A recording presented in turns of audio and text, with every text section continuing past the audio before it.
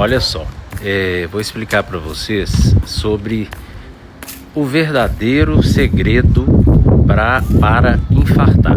É lógico que eu não estou aqui explicando para vocês, né? Para vocês infartarem. O objetivo é exatamente o oposto, né? Ensinar para vocês como vocês têm que fazer para não infartar. Mas assim, o verdadeiro segredo, tá? Para infartar não está assim em atitudes súbitas, eventos súbitos, tipo assim, um azar, tá? O infarto, ele é construído, tá? Silenciosamente ao longo dos anos, tá? Eu vou tentar lembrar de tudo, né? Porque são inúmeros fatores, inúmeras causas, mas vamos começar falando. O infarto começa, pessoal, com HDL baixo, tá? HDL tem que estar no mínimo 50, tá? No mínimo 50. Se estiver abaixo de 50, vocês já estão tendo risco de infarto já. Um HDL baixo significa menor capacidade do organismo de remover colesterol da parede das artérias, tá? Favorecendo inflamação e instabilidade dessas placas. Bom, somado a isso, né, triglicéridos elevados. Pessoal, triglicéridos passou de 100 já está ruim. O que aumenta triglicéridos? Pão, bolo, biscoito, massa, doce, açúcar, suco de fruta, né, lotado de frutose, farinha de trigo, polvilho, fubá, tapioca, enfim, tá? Álcool em excesso. É reflexo que triglicéridos alto de excesso de carboidrato, levando a pessoa a ter resistência insulínica, que aumenta a formação de partícula pequena e densa, né? Altamente o que? Aterogênica, tá certo? Bom, outra coisa, se vocês estiverem com o, como é que chama? Exame de vocês aí de triglicéridos e colesterol, o mais importante de tudo, pega o triglicérides de vocês e divide pelo HDL. Quando essa conta dá maior que 1,7, vocês estão fadados, se perpetuar isso, a infartar. A relação triglicérides HDL, quando você divide o triglicérides pelo HDL, ela tem que ser muito menor do que 1,7. O recado é claro e dado. Quando essa relação pegando o triglicérides dividido pelo HDL tiver maior que 1,7, o metabolismo está doente, o endotélio está inflamado e o risco cardiovascular já é absurdamente real, mesmo que outros números pareçam normais, tá? Outra coisa é o sedentarismo. O sedentarismo acelera esse processo ao reduzir o consumo de glicose, né, pelos músculos, elevando a insulina. Insulina alta, acima de 8, mata, tá bom? E o que aumenta a insulina? É picanha? É carne? É torresmo? Não. O que aumenta a insulina é carboidrato. Então, quando você aumenta a insulina, você piora o perfil lipídico e intensifica a inflamação sistêmica. Pessoal, vocês querem comer carboidrato?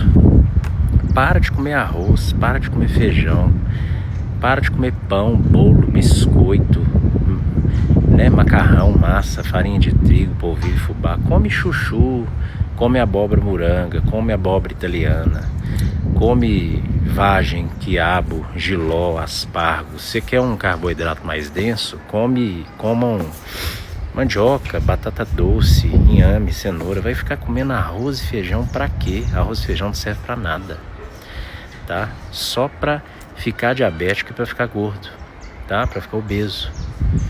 E a obesidade não é preconceito falar, não. A obesidade é uma doença classificada pela Organização Médica Mundial de Saúde, OMS, tá? A obesidade entra como um fator assim absurdamente central, não por excesso de peso em si, mas porque o tecido adiposo funciona como um órgão inflamatório ativo, produzindo citocinas que lesionam diretamente a parede vascular. Então, o paciente que está que está obeso, ele já está inflamado. Por quê? A gordura inflama, tá certo? Olha, outra coisa é o estresse crônico. Completa esse cenário ao manter níveis elevados de noradrenalina e adrenalina. A noradrenalina produz vasoconstrição, aumentando a pressão arterial. Quanto mais alta a pressão, maior o risco de infarto. E o estresse faz a pessoa ficar adrenérgica, adrenalina. O que acontece quando a pessoa está com a adrenalina alta? O coração fica assim, ó, tum, tum, tum, tum, tum, tum, tum, tum, acelerado. Pessoal, o coração não gosta de ficar acelerado, não. Quem que gosta de ficar acelerado? Nem o motor de um carro gosta de ficar acelerado.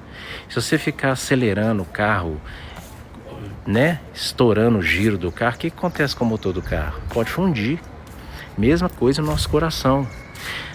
Depois eu vou vir aqui falar das pessoas que praticam corrida diariamente, tá? Depois eu venho falar aqui. Hoje não. Então o coração gosta de calmaria, gosta de bater tranquilo, calminho. Não de ficar taquicardizando toda hora por conta de adrenalina, tá? Outra coisa, quando a pessoa está muito estressada, né? Já falei, ela libera adrenalina e noradrenalina pelo sistema nervoso autônomo simpático. Essa noradrenalina causa vasoconstrição, né? Já falei, aumentando a pressão arterial. Quanto mais alta a pressão arterial, maior o risco da pessoa ter infarto, tá? Outra coisa, é inacreditável, né? Não estou fazendo uma crítica, estou dando a minha opinião aqui, liberdade de expressão, que tem gente que ainda fuma hoje. O tabagismo potencializa todos esses mecanismos ao causar agressão direta ao endotélio, né? Oxidar a lipoproteína e aumentar a agregação plaquetária, transformando placas pequenas em verdadeiras bombas relógios, né? Quanto mais plaqueta, mais grosso, né, o sangue fica. Estou tentando explicar fácil aqui para vocês entenderem. Resistência insulínica, por sua vez, é o alicerce assim, bioquímico perfeito do infarto moderno. Insulina elevada passou de 8, estimula a inflamação, reduz a produção de óxido nítrico, que o óxido nítrico faz vasodilatação. Se você diminui a produção de óxido nítrico, vasoconstrição. Vasoconstrição aumenta a pressão. Então, quando você eleva a sua insulina, você diminui a produção de óxido nítrico, favorecendo a aterosclerose e piora a função vascular. Uma outra coisa que eu fico assim horrorizado, quase nenhum médico pede, é a homocisteína, tá? A homocisteína alta agrava ainda mais o risco ao causar lesão endotelial direta e aumentar a propensão à trombose. Enquanto a lipoproteína A, né, o pessoal fica pedindo colesterol total e frações só, não adianta nada. Você tem que pedir a lipoproteína A, ela tem que estar menor que 30. Graças a Deus a minha é 5. Uma lipoproteína A elevada, de origem genética, deposita-se facilmente na artéria e dificulta a dissolução de coágulos, explicando infartos precoces. Mesmo em pessoas aparentemente saudáveis, infartos em pessoas de 39, 42, 45 anos. Outra coisa, né? Vocês têm que ter a lipoproteína A baixa, então. Outra coisa é a apolipoproteína B. Vocês têm que ter ela baixa também. Uma apolipoproteína B alta revela um excesso de partículas heterogênicas circulando e colidindo com a parede arterial. Enquanto a apolipoproteína A1, vocês têm que ter ela o mais alto possível. Não pode estar baixa, porque se estiver baixa, indica um HDL disfuncional, incapaz de exercer seu papel protetor, tá? O infarto, portanto, pessoal, não é resultado de um único número alterado, Mas a soma de inflamação, desregulação metabólica, estresse hormonal e escolhas diárias mal interpretadas. Olha, ignorar, né, esses fatores e focar apenas em um valor isolado de colesterol é seguir conscientemente ou não para o caminho mais curto para o evento cardiovascular. Então, pelo amor de Deus, parem de olhar LDL isolado, colesterol LDL isolado. Não é isso. Vocês têm que ter homocisteína baixa menor que 8. Vocês têm que ter apolipoproteína B baixa. Vocês têm que ter apolipoproteína A1 alta. Vocês têm que ter lipoproteína A baixa. Vocês têm que ter homocisteína menor do que 8. Vocês têm que ter insulina menor do que 8. Vocês não podem ser hipertensos, vocês não podem ser diabéticos, vocês não podem ser obesos, vocês não podem ser sedentários, vocês não podem ser tabagistas. Aí a pessoa infarta, vai lá e fala: o colesterol estava alto. Oh, meu Deus do céu. Gente,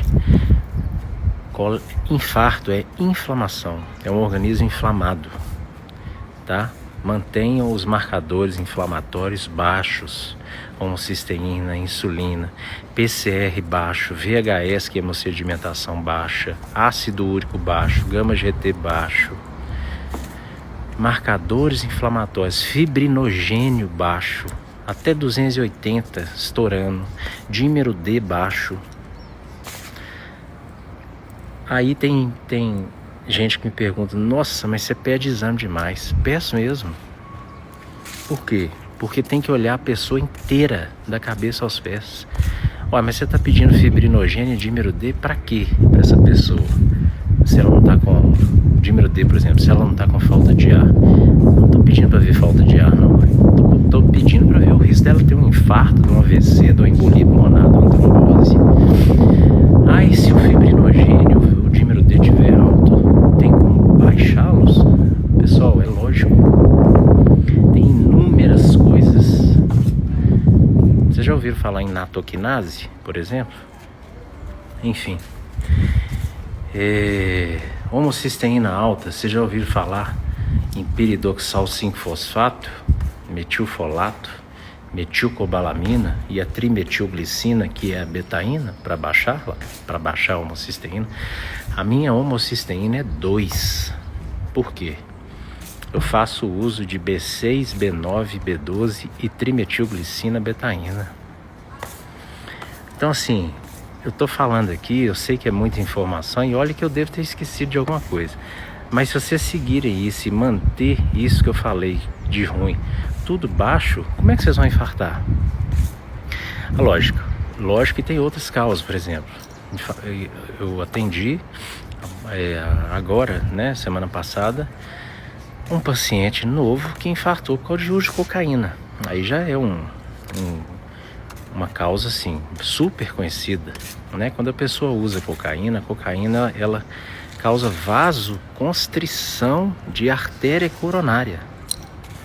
O que é a artéria coronária? É a artéria que irriga o miocárdio, que é o músculo cardíaco. Então, assim, tem outras causas, lógico. Controlem o estresse de vocês. Vocês já perceberam? Vocês conhecem alguém que infartou depois de discutir com alguém, ou até durante mesmo uma discussão, depois de uma reunião estressante que teve briga verbal? Já perceberam isso? Pessoal, estresse mata, encheção de saco mata.